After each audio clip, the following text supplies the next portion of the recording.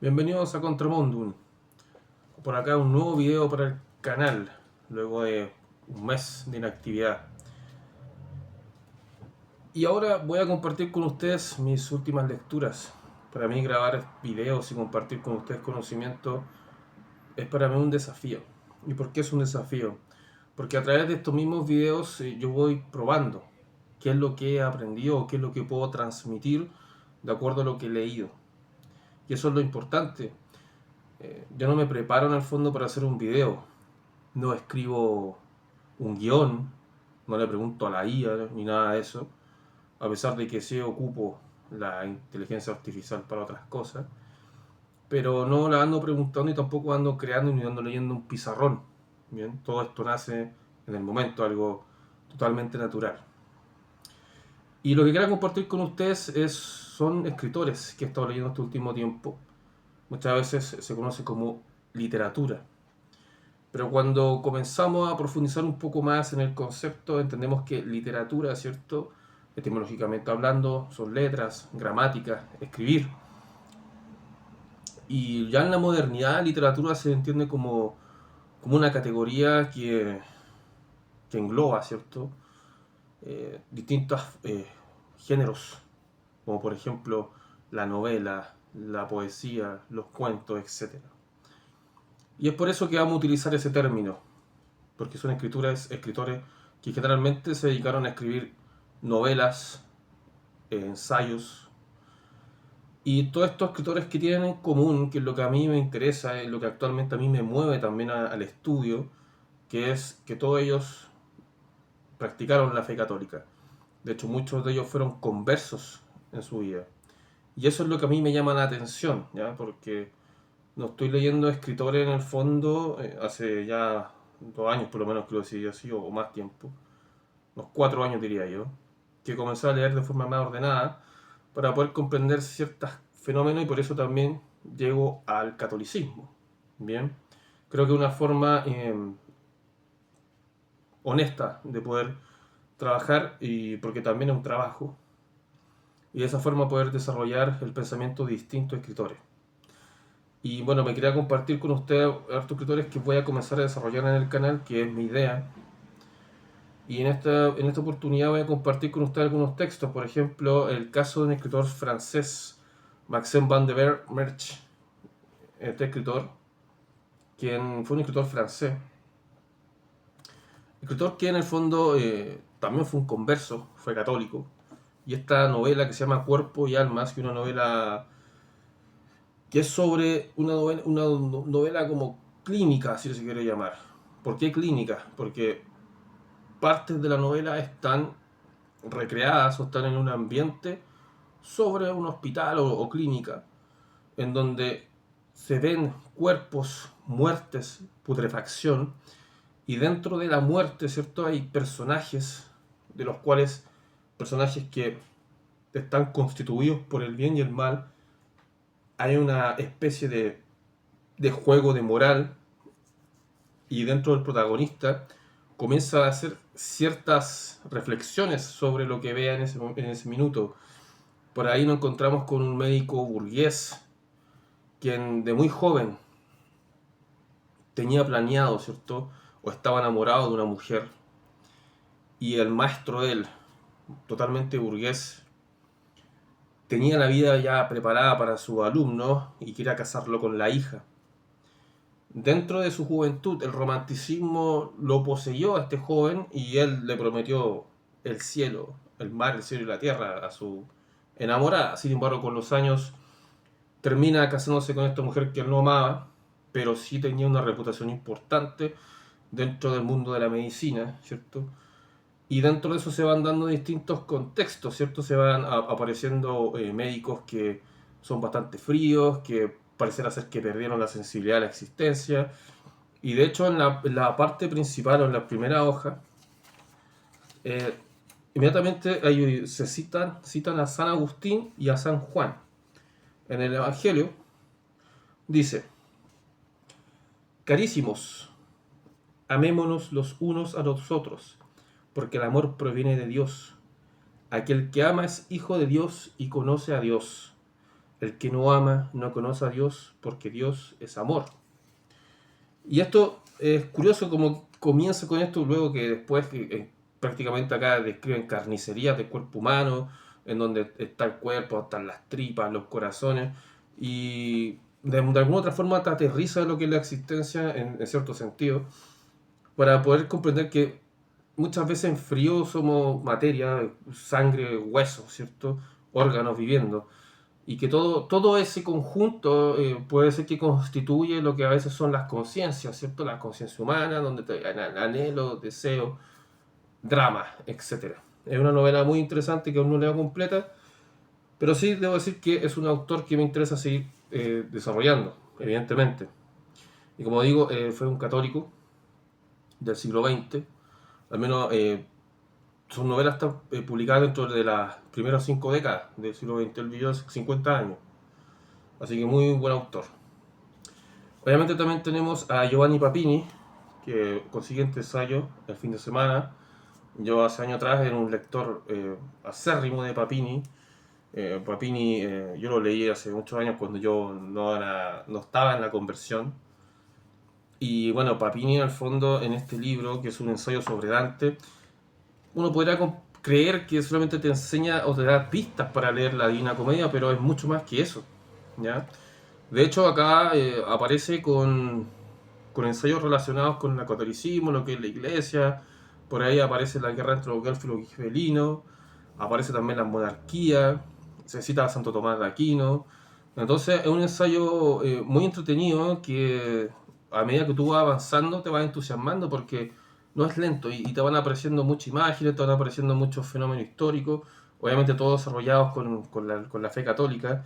Y aquí también hay parte dentro como entre Dante y Beatriz, que esa mujer en el fondo como interior, que está dentro de Dante, que lo lleva a un viaje, ¿cierto? Y hay una enseñanza trascendente dentro del hombre, que permite en el fondo una búsqueda a través de la mujer, que no necesariamente es una búsqueda romántica de una teleserie mexicana o chilena, ¿cierto? No una telenovela.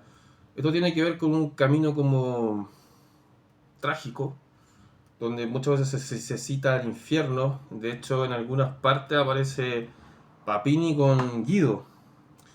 De hecho, hay una parte como que se cuestiona como una especie de homosexualidad de parte de Guido a Dante. Pero ahí lo he estado leyendo y me parece que es un texto muy interesante, sobre todo como el análisis psicológico que hace Papini de Dante, y a la vez también describir, como digo, fenómenos históricos dentro de lo que fue la Edad Media, la defensa del catolicismo, obviamente se menciona la reforma luterana y todo lo demás.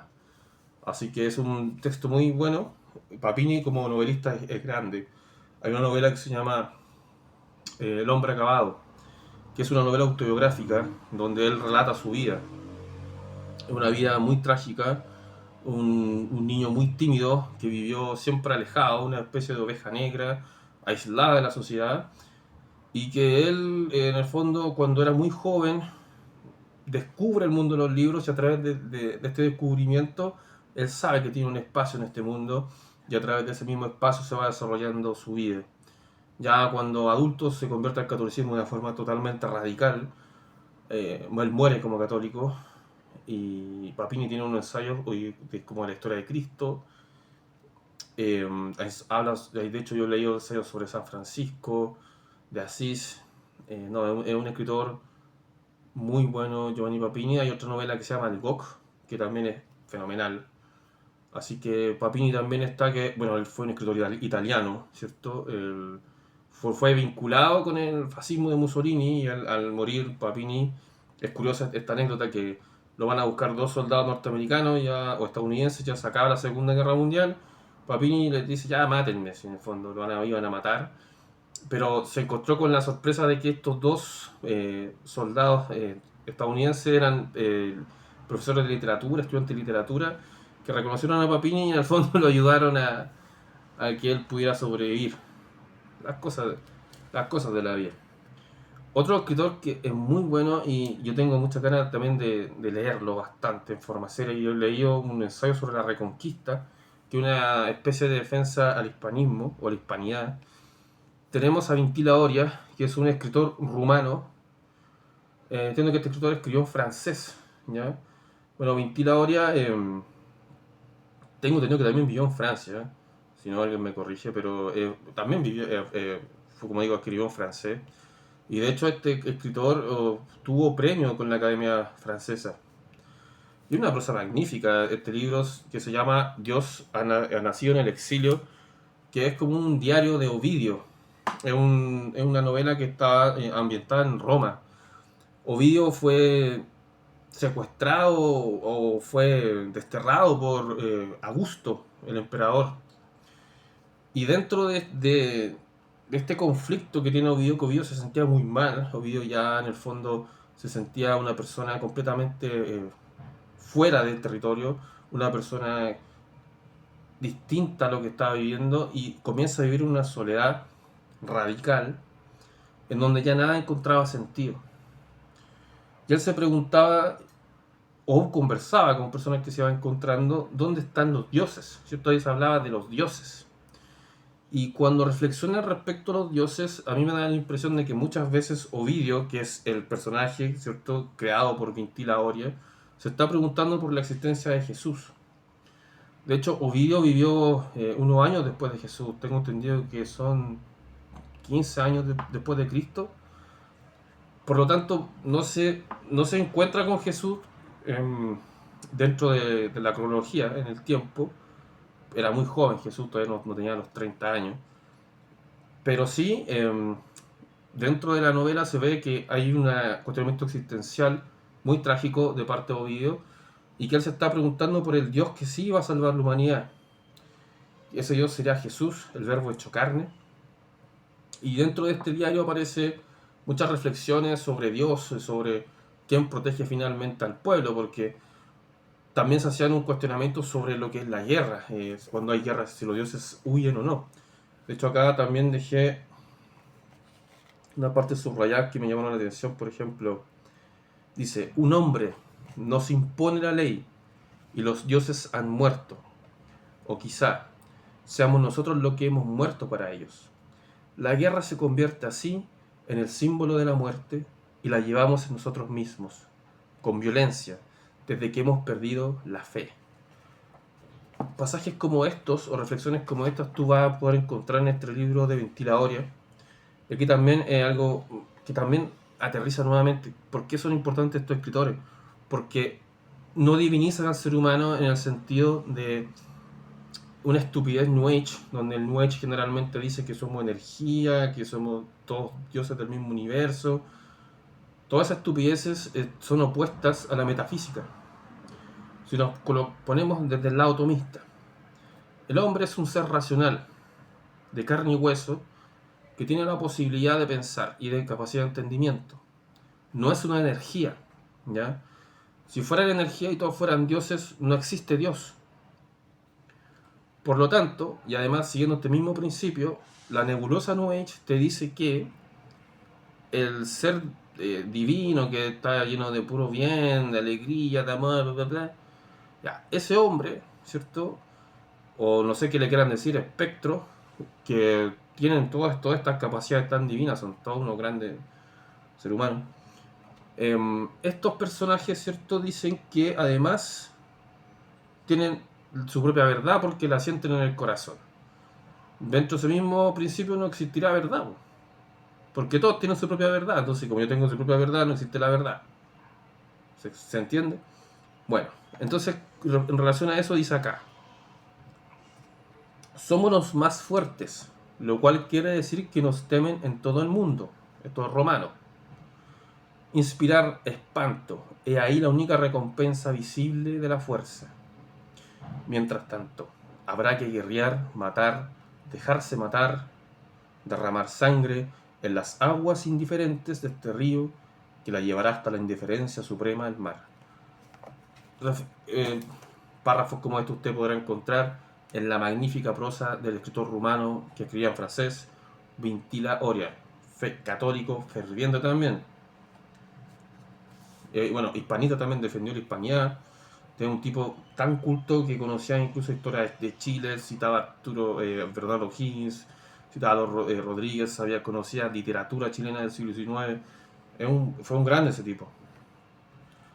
Otro que tenemos acá, Chesterton, herejes. Este es un escritor inglés. Chesterton, que se convierte al catolicismo de forma tardía, viene de una familia protestante, como buen inglés.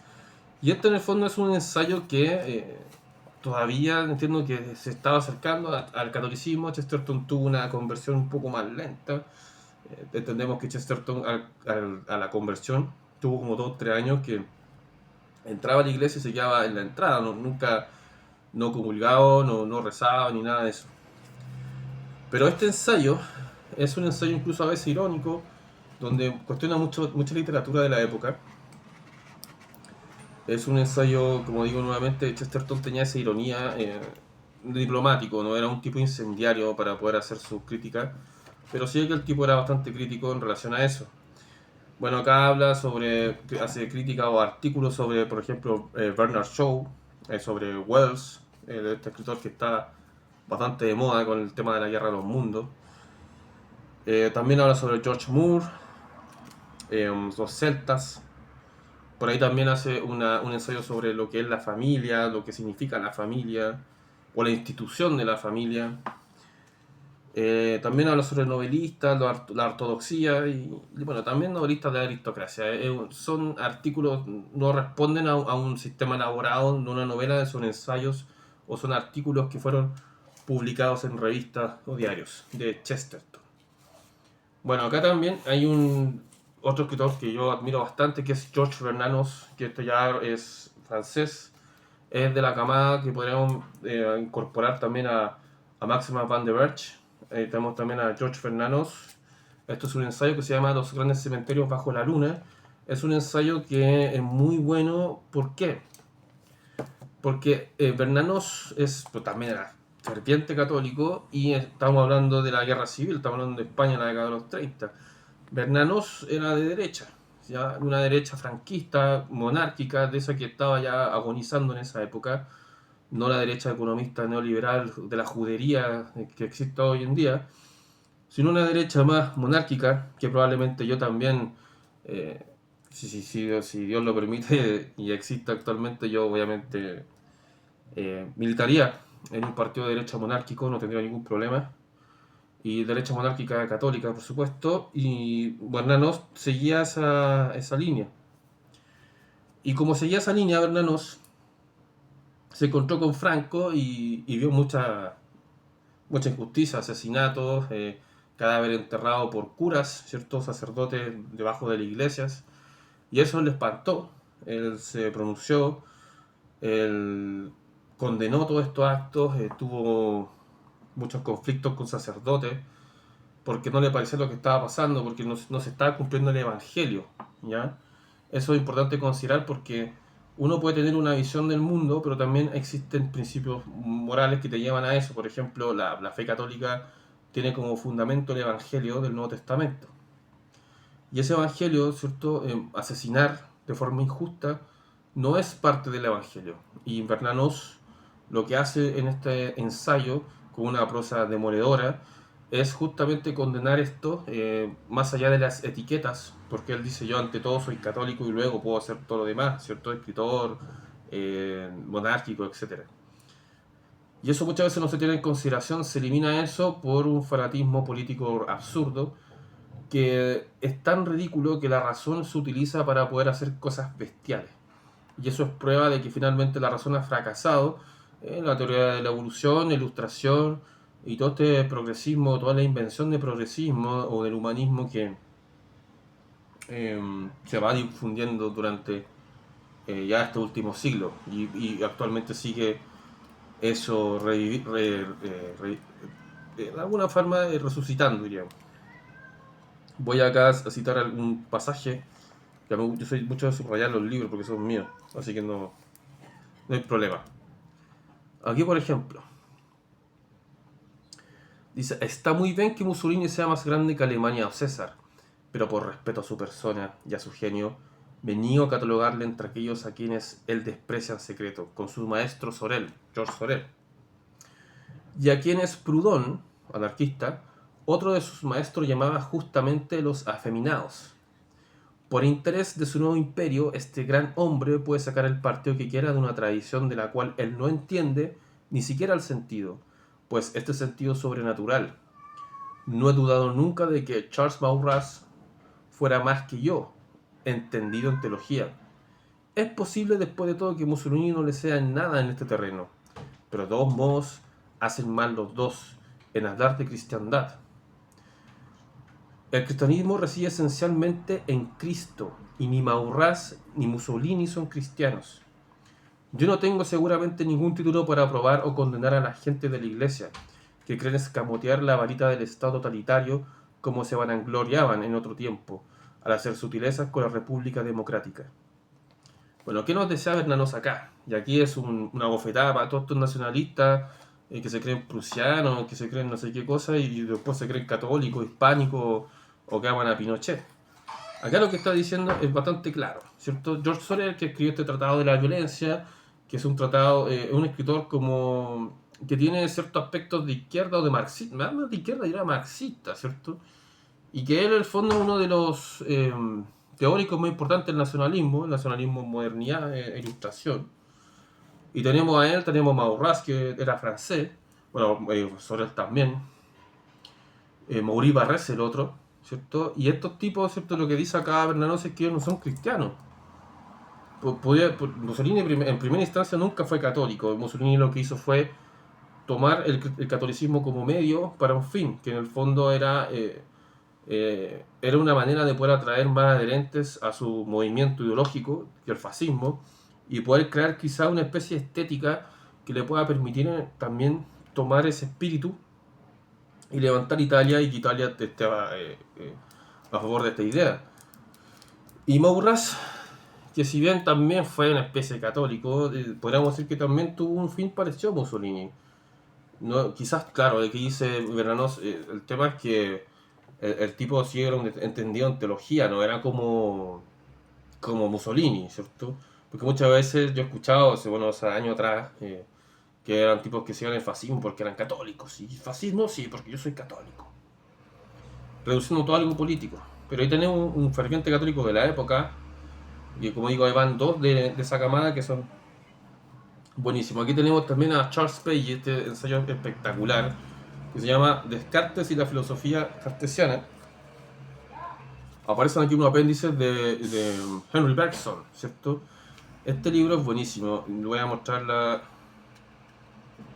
primera parte, solo porque no tiene acá como un empaste. Aquí está. Así se logra ver. Este es Charles Page y el editorial es de Buenos Aires, MC Editores. No sé si lo pronuncié bien. Bueno, Page, este escritor nace a finales del siglo XIX y publica en el siglo XX. Él muere en una guerra. Este escritor es de la camada de los católicos, pero radicales. Y este ensayo, ya estoy casi terminando, no me falta muy poco para terminarlo, hace un estudio sobre la filosofía de Descartes, del filósofo francés, sabemos que fue el primer filósofo de la modernidad, con el típico pienso luego existo. Ese pienso luego existo es una señal de que acá le está entregando un valor superior al pensamiento abstracto, ¿bien? Y de esa forma se va desarrollando la filosofía después de Descartes, con el discurso del método y las meditaciones cartesianas, no me acuerdo si se llama así. Bueno, el tema es que luego de Descartes, la filosofía comienza a tomar una orientación toda relacionada a lo que es el puro pensar abstracto. Ya se acaba la Edad Media, se acaba Santo Tomás, se acaba la Escolástica. Entramos en otro periodo. Y Peggy hace una crítica importante a Descartes, pero no es una crítica académica, sino que es una crítica con la prosa literaria, de fuerza que tiene, como esa prosa bien novelista que era Peggy, de poeta también. Y comienza en el fondo a hacer una crítica a la filosofía moderna, que es algo que me llamó mucho la atención del libro, que dice, se están criando los jóvenes con una libreta de ahorros. A los jóvenes se les criaba con el Evangelio. Actualmente se hace con la libreta de ahorro y es por eso que tenemos a jóvenes o a seres humanos que están configurados con el tema del dinero. El dinero es el anticristo de esa Charles Page, porque muchos hablan del demonio, de Satanás y todo lo demás. Pero decía, ¿sabes cuál es el verdadero anticristo? Es él, y ya está en la tierra, y es el dinero. Porque el dinero no obedece a ninguna moral. Y el dinero, para tú poder adquirirlo, puedes matar a alguien. Y eso es lo preocupante cuando hay un daño espiritual, dice Apelli, porque los daños espirituales son eso, ¿ya? No son los daños espirituales, no es que hay un tipo que juega al Reiki ni estas cosas y que ve que algo fue deteriorado dentro de su cuerpo, algo incorpóreo. El daño espiritual es cuando los seres humanos ya no saben diferenciar lo que es el bien y qué es el mal. Ya no saben diferenciar lo que es bello y lo que es feo. Ya no saben diferenciar lo que tiene valor y lo que no tiene valor. En el fondo es el mundo de la relatividad. Eso es un daño espiritual del ser humano. Y acá Peggy lo tenía más que claro. ¿Bien?